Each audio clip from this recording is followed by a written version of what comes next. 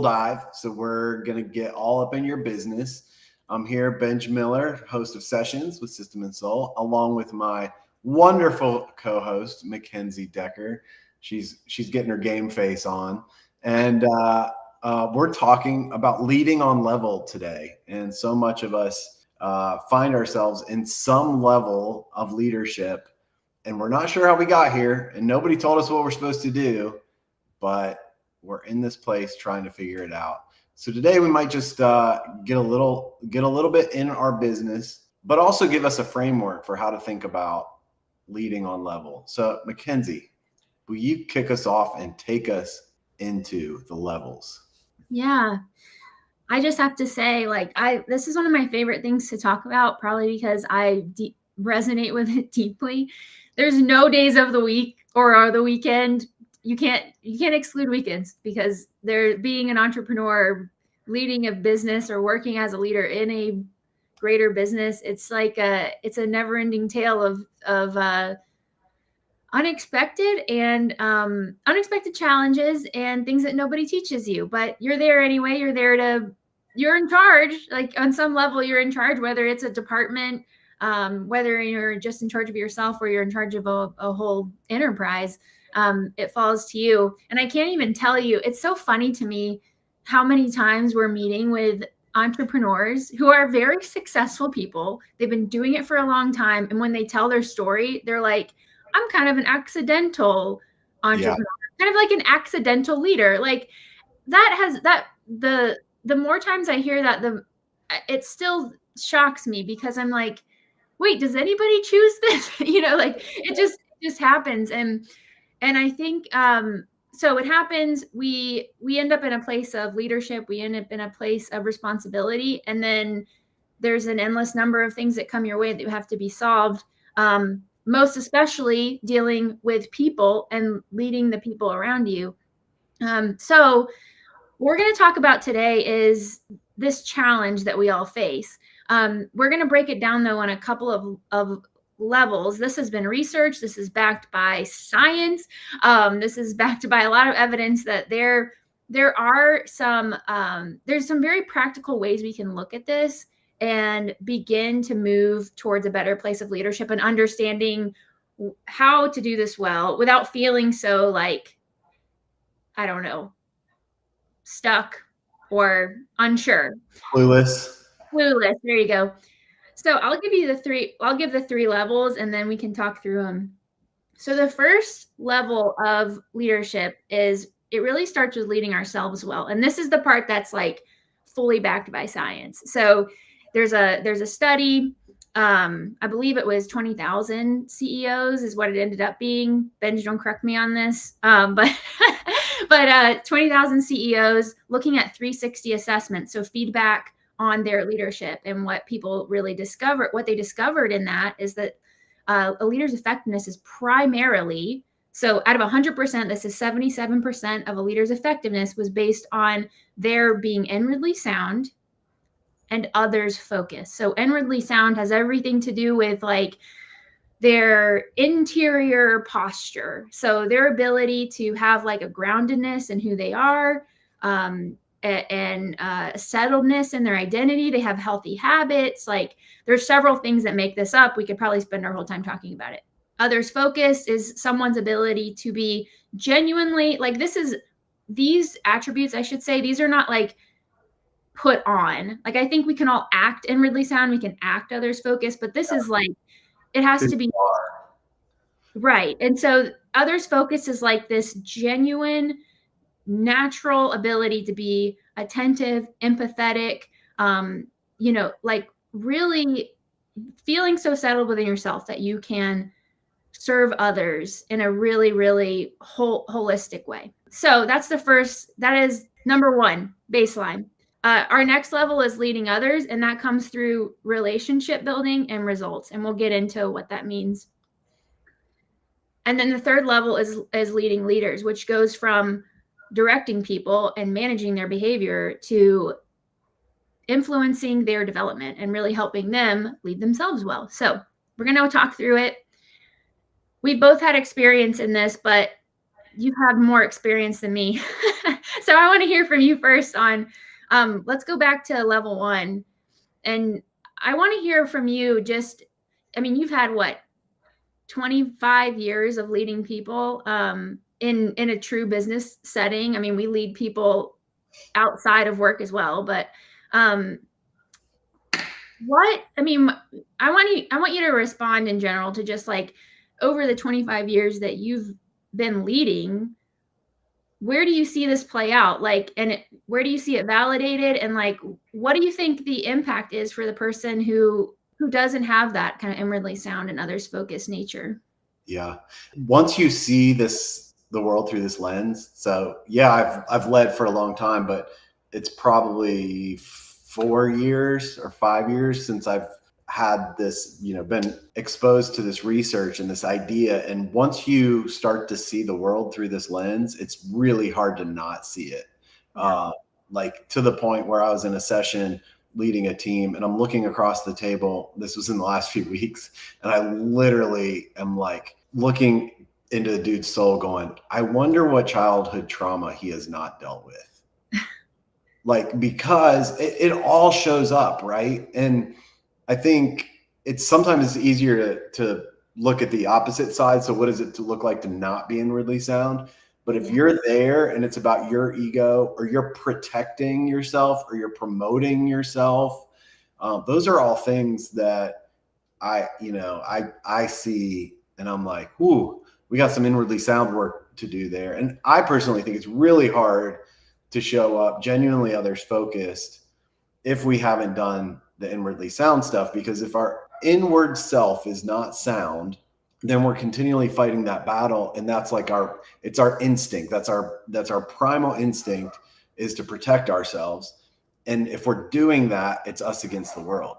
And so it's really hard to move into an others focused mindset when we're in self-protection mode. Yeah. I want to go back to the thing you said about what childhood trauma is disguised. I want to come back to that. But first, I want to comment on, you said like once you know this, it's hard to unsee it, kind of. We both are like avid listeners of podcasts and like other business leaders and trying to learn the best practices. I cannot help but apply this to the people I'm listening to sometimes. And I'm like, that's not inwardly sound. Like your hustle, like sometimes a hustle can be 100% inwardly sound, but there are times that I'm like, where the place that you're coming out of is fully out of your desperation to like fulfill some void. So anyway, they're running from their own demons. And if they slow down, their demons are going to catch up to them. And so they've got to keep on the hustle. I 100% get that. I'll give you another, you've heard me say this, but my coach, John Ritchie, told me a long, long time ago, when people speak, it's either goal achieving or anxiety relieving. And so that filter of like, they're saying this, but where is it coming from? Are they trying to achieve? And when he says a goal, like a productive goal, not like a self-protection goal, because when it's anxiety relieving, it's that self-protection. Like I'm trying to either promote myself or protect myself. And that's coming out of anxiety. So that's another lens that I tend to see it with. Yeah. One thing I've been thinking about lately is, in regards to all, I can apply it to all these levels as we go through it, but we haven't talked about it yet. So this will be fun. Is we talk a lot about the speed of trust, and like the big Google study that really, really proved scientifically that trust is the thing that makes teams work together more than their competence, more than their, capabilities, expertise, anything, is a level of trust. And so when we think about this first level being leading yourself, I think the questions becomes, do I trust myself? Or how much do I trust myself? Which is a interesting and scary question. Well, here's my question for you, back to childhood trauma guy and what you just said. Why does it matter? Like, I think we work with, I'm playing devil's advocate, but like, we all know of that ultra successful person that sits at the table in our business or in some business that we left, and they're just Like it's written all over them that they've got stuff going on, but they're a great business person. They're a great strategist. They're a great salesperson, whatever. So they carry some weight, and maybe they're even our boss, And so why does it matter that he deals with that? And like for the person who's listening to this, that's like, yeah, but what's the reason? I don't even know how to answer that. If somebody said that, I would want to punch them in the face. Like that's my reaction to that. Business is a game and an opportunity. The game is really, really fun to play, but not if you lose your soul, not if you lose yourself, not if you lose your family, not if you lose your influence, not if you lose your friends. And so the longer you take to deal with that, the longer you're going to take to live into your potential of what you were put on this planet to do. And you have a high potential to do a lot of negative. We talk about, in the book Renegades are ripple effects. Founders are ripple effects. Leaders are ripple effects. And those ripples can be negative as much as they are positive. And we all know that. We all have bad boss stories. Some of our baggage we're carrying around comes from bad boss stories. I talked to a founder last week who brought in a COO, and he's great, but this COO is carrying PTSD from the last visionary that he worked for. And so every once in a while he says, well, that sounds like something so-and-so would say, right? He's like triggered from his past experience going into his new experience. And so that's there's some protection there.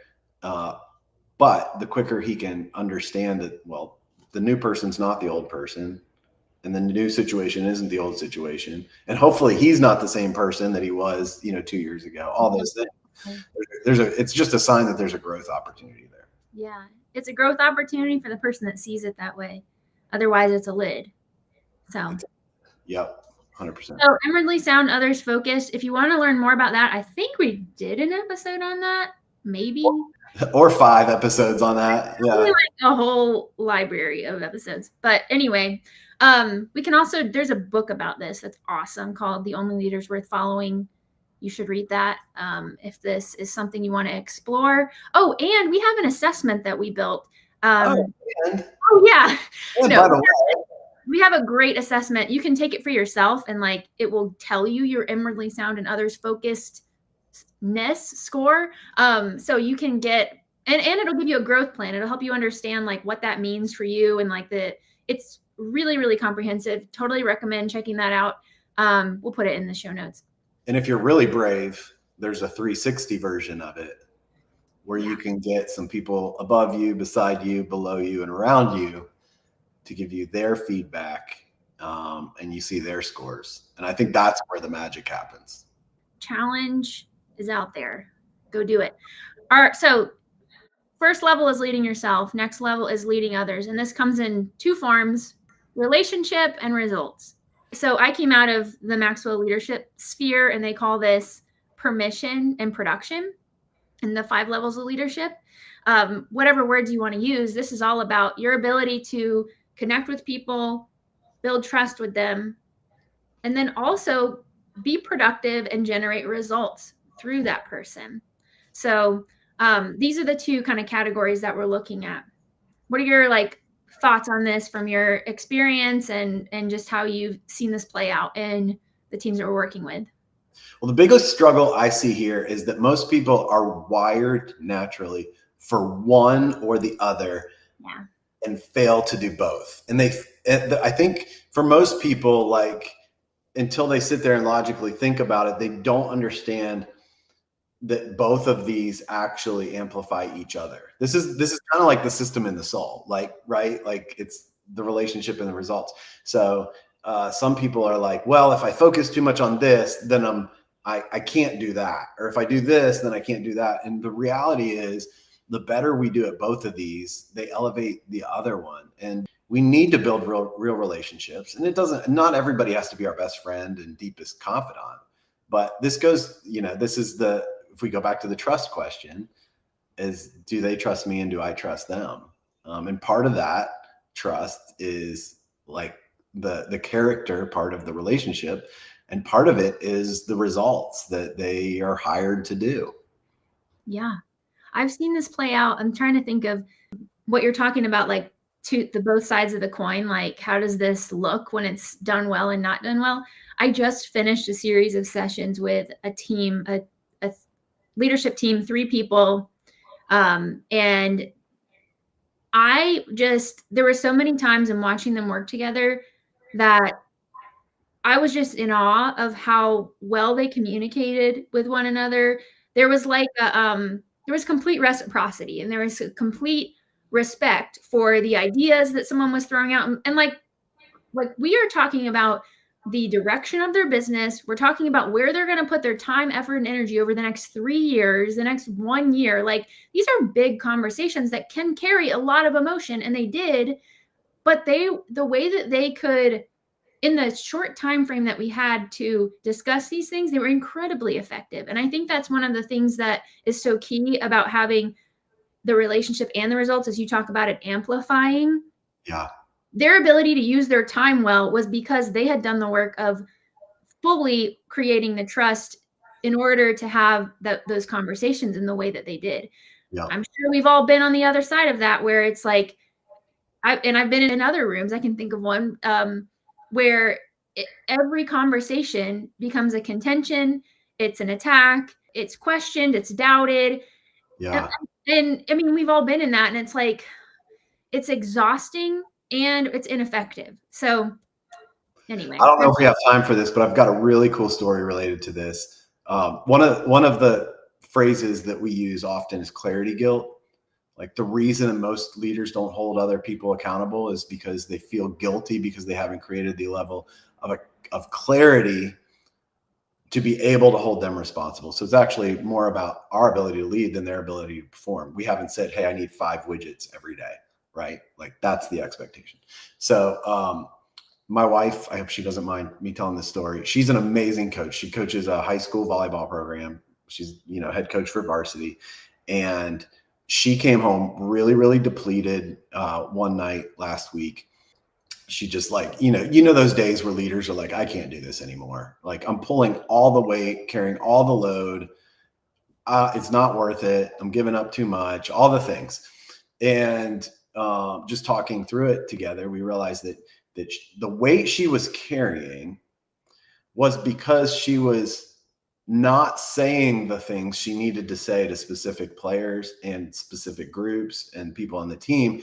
And so she was literally carrying, like, you hear the expression, like, she's carrying the team. She was carrying the team, the weight of the team. And it's because she loves these girls. Like, she loves on them, cares on them, coaches them up, believes in them. But there were some things that she needed to say. So the next day she went in the locker room before practice, and they all got a note card. And she's like, she owned some stuff that she needed to own. And then she said, here's what you need to hear. And I want you to write it down and tell me what you hear. And she went in front of everybody around the room and made sure every girl heard the things that she needed to say. And 2 things happened. One, my wife came home elevated, like, all that weight was gone, new energy. And number 2, it's one of those things about hard conversations. They're never as hard as we think. They're never as bad as we think. And so they all, like, some of them in the room were like, thank God somebody said that about so-and-so, right? Because other people see those things. And so it needs called out. And then, what they heard about themselves, they're like, yeah, you're right. I need to do that. I need to work on that. I need to contribute that, whatever it was. So it was an amazing, just leadership in action moment. So, and by the way, this program she's leading is like #1 in the state. So we're not talking about just Benj is downplaying it. It's like a really big deal, but they're performing at a very high level. Erica's gotten them there. She has built relational equity with them. She would have to have that relational equity with them in order to do what she did. Right. Yes. She had the relationship, but she was afraid of risking the relation, like sabotaging the relationship to have the results conversation. Yeah. Yeah. And I think that's really important to keep in mind. Like, these things they have to happen in tandem. And I think this is probably the key thing. Like, when we talk about, like, nobody signs up for the job of the leader, but suddenly you're there, and this is where you really feel it, because it's like, oh shoot, what am I supposed to do with this? So And I actually am like not great at this, and that's why I delegated to you. So as the COO, like I think that that's what makes a great COO is this right here, where they can love on the people and create the accountability that they need. So how do you personally manage that tension? Because I think you do a great job. thank you. Welcome to my masterclass. There's a lot to this, and there's a lot of this we break down like more fully in other episodes. But one of the things that has become, how do you like, just not the like tactical tools side, but like the emotional, like the emotional side of this, to be able to have the fortitude to care about the person and the results? well, okay, let me try to be Benj level concise about this. So I think first and foremost, I just do care. Like, one of our values is we champion dignity, so we just like care for people because they're human beings on earth. So Yeah. that's my mindset, is like, this person's great, like, period. And they're gonna, I think I just already know they're gonna mess up. They're gonna miss my expectations. I'm not gonna communicate them well, so there's gonna be things that we have to work through. So there's this inherent value that I want to believe and do believe about everybody that we work with. Does that mean that everybody gets to have a job here forever and do nothing and not produce? No, absolutely not. What that means is, if I really care for them and value them, I'm going to do what I can to support who they are, where they are, their goals, and I'm going to help them become more effective in who they really want to be, which means there's going to be times where I have to give them feedback, because I'm the only person that sees that challenge, or I think in some ways I feel like it's my responsibility to help them in the ways that they need. And if I don't do it, then I'm doing them a disservice. And that doesn't mean that I get to be like, hey, you're really screwing this up. Like, there's a lot of ways to do that with true, deep kindness. And oftentimes I think it does not have to get as big as we want to like let it get. But I owe them that. Because I respect them, because I believe in them, because I want to help them. Yeah. That's where it comes from. Yeah. That's a great, I just want to, like, we can get to the third one. I want to put a, exclamation point on one thing you just said, which is like keeping short accounts. Like, Yeah. these are not the things that you shouldn't show up at a quarterly coaching session and be like, here's the 3 things that I noticed over the quarter, and one of them's 6 weeks old and whatever. Like, keep short accounts, or else that's when the weight builds up on the leader, the resentment builds up, and it's going to be a bombshell when you drop it in a quarterly coaching conversation if you haven't had the touch points in between. Yeah, I want to say one more thing here that I promise I'm not going to get overly tactical, but I do think we have an inherent care for these people and see our responsibility as a leader and a trusted advisor, peer to come alongside them. I also want to set as clear of expectations as I can on the front end. And if not on the front end, then pause like Erica did and reset and say, I'm so sorry. I did a poor job of setting expectations, and I have these expectations and you don't know them, and that's my bad. But here's where I'm at. Like, that means very, very tactically, that means they understand what their role is. They understand what their responsibilities are. They understand what decisions they are allowed to make with or without your input, review, feedback. They understand what winning looks like. So do they have a metric that tells them? Like, these are very simple things that I think we often miss. So anyway, I'll stop there. Let me step off my soapbox. But like, I think I had this team that I was working with this past week. The person in my role is like, I really see all these ways that we could be more effective and be more on track and all this stuff. And as we're talking, she's realizing I've never told them that I have this expectation. Yes. So think about that for yourself. This is part of the soul dive. Like, where are you placing expectations and you're not really saying the things out loud? Yeah. Yeah. All right. Last level. we got going on that one? This next level is leading leaders. So this is going from directing people to developing them. This is where we get to the point where we talk about being inwardly sound and others focused, because if we can't lead ourselves well, we can't help other people lead themselves well. And that's a huge part of this, I think. Yeah. Really being able to lead by example in terms of like how you show up and have the influence with people. This is also helping other people learn how to direct themselves and not come to you for direction at all times. Yeah. Teaching people not how to think more than how to do. I think when we're leading people, we're teaching them the skills, the competencies, etc. When we're leading leaders, some of it should be a lot about leading them to lead themselves, right? Because how they show up is going to be how they lead. So when it's way more about developing the person, developing their inwardly sound, developing their others focused and what that looks like. And then you can develop some of those tools that we were just talking about with the clarity of relationships and results. So these aren't like, you never graduate level 1. You're always leading yourself. You never graduate level 2. And they don't always even happen in perfect. It's not steps. We're just stacking skills here. And leading leaders is really about influence. And I think the key here is like, the number one thing, like there's the million things we could talk about, but the number one thing I always think about is, in level 2, are you somebody that other people would want to follow? And when you're talking about leaders, are you living a life that other people would want to emulate? I mean, everybody's playing a different game. Like one of our family values is play your own game.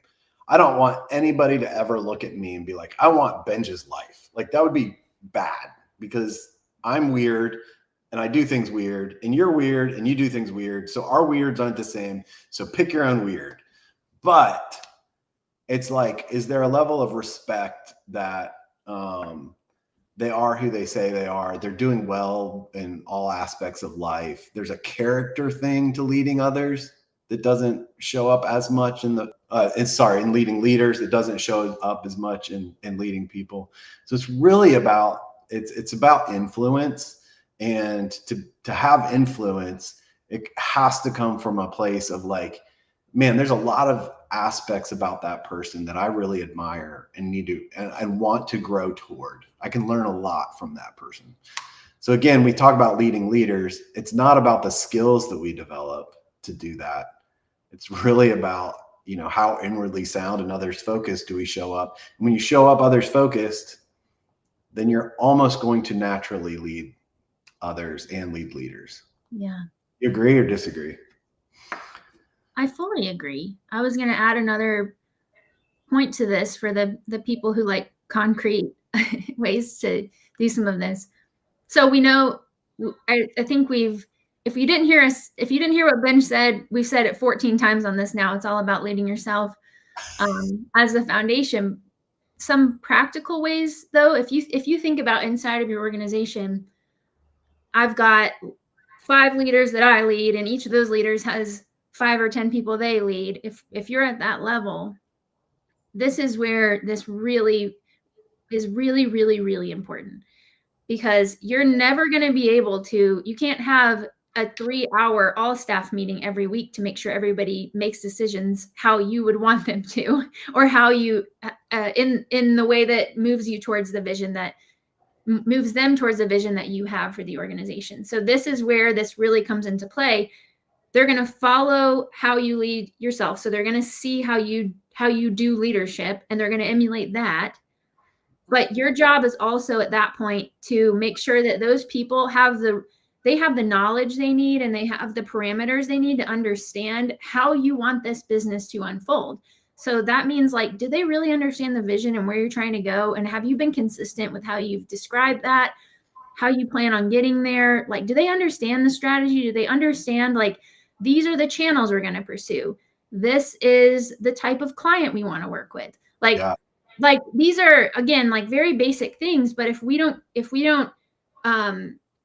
what's the word I'm looking for? Like if we don't solidify it in a way that they can see it and understand it and it's repeated to them, then you're making it very hard for them to lead your organization without needing your input. So that's another piece of this puzzle. It's like leading yourself well and also communicating and giving your people the tools they need, and kind of like the flags, the flags that they know how to carry, so they know exactly what we're marching towards. Yeah. All right. So I'll sum all that up with a little saying. I don't know who to attribute this to, but they said you can be king or you can be rich. You can be king or you can be rich. The king needs control, needs to make all the decisions, needs to be the center of the universe. To be rich, you need other people to be kings in your own organization. So leading leaders is about creating kings that run their own kingdoms within the organization. You can think about that. One more thing, special thanks to Fist Bumps, and sorry because we talked so much about this, we got excited, and you're going to have to edit it down. We appreciate how you make this show happen. And if you're thinking about producing your own show or don't like how it's going, give them a call. We're great friends and great fans of their work. If this conversation has been helpful for you in any way, if you're like, yeah, but there's some specific things that I need help with, I just know that I'm going to struggle in getting my team aligned, or I need help like really getting this out on paper and I need some feedback, we got something for you. So we are doing a workshop series, a public workshop series. So we'll be getting on a Zoom call like this, and we're going to be over 5 90-minute sessions once a month for 5 months. We're going to be meeting with a small group of leaders and walking you through some of the tactical ways to do what we're talking about. So it'll be all about leading yourself well, and then also leading your team well in an operational sense. So we're going to give you those tools. You'll have time to workshop them on that call, get some feedback, and then you'll walk away with things that you can take back to your team and implement ASAP. So if you are interested in checking out that workshop, we'd love to have you. We're limiting it to 50 spots because this is going to be interactive. And so we don't want it to get too big. So if you want in, I would highly recommend jumping in as soon as you can. We'll put the link in the show notes and you can check it out. We'd love to have you join.